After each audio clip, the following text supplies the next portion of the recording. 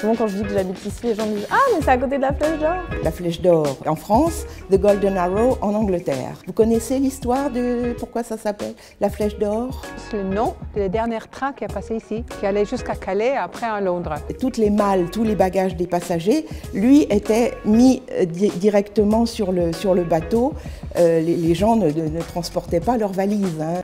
Dans ce lieu a eu lieu le premier conseil de quartier, très important. Il y avait des journées de troc, il y avait des concerts, il y avait des débats politiques, philosophiques, parfois très forts, très engagés. Hein. Quelque part, c'était un peu la maison du quartier.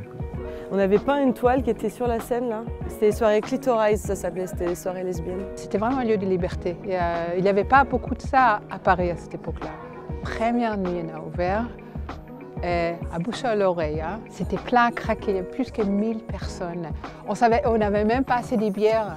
Il y avait une superbe photo de la locomotive qui donnait son nom au train. C'était d'abord une gare, la gare de Charonne, une gare de la Petite Ceinture, puis un centre logistique, un espèce de lieu polyvalent mais très technique. Et c'est devenu une salle de concert très connue qui parle à tous les Parisiens qui sortaient dans les années 90. Je suis plutôt la professionnelle qui vient là essayer de faire sortir l'âme de la Flèche d'Or. Ouvert, vibrant, bruyant, joyeux et pas sélectif. Donc il y a un intérêt architectural particulier, hein, c'est une très très jolie gare.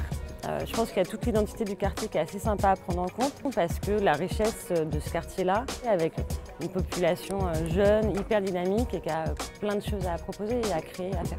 La gare, c'est quelque chose de particulier. La gare, c'est les lieux où les gens se rencontrent. Je crois qu'il faut continuer cette idée des rencontres. Ouais, c'est vraiment un lieu culturel.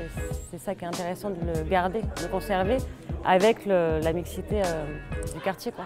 C'est pour ça qu'on a décidé d'adopter une démarche très expérimentale. Il nous semble absolument indispensable d'aller à la rencontre des habitants du quartier pour comprendre la Flèche d'Or et surtout pour comprendre leurs envies, leurs besoins pour ce lieu. Il y a plein d'idées qui me viennent, que ce soit un petit marché avec plein d'artisans qui collaborent ou alors vraiment un lieu polyvalent de culture. Un lieu d'exposition, de peinture, il y a plein d'artistes dans le quartier. Donc, Et puis le lieu est très bien situé, il y a la voie ferrée, on pourrait faire renaître quelque chose sur la voie ferrée. Parce qu'on a quand même beaucoup de personnes qui sont dans ce quartier, âgées, mais aussi beaucoup de personnes très jeunes qui ne connaissent pas l'histoire du lieu, qui ne connaissent pas l'histoire du quartier. On s'enrichit quand on apprend là où on vit, quelle était l'histoire de l'endroit, du quartier. Je crois que ça peut être un lieu très important pour le 20e.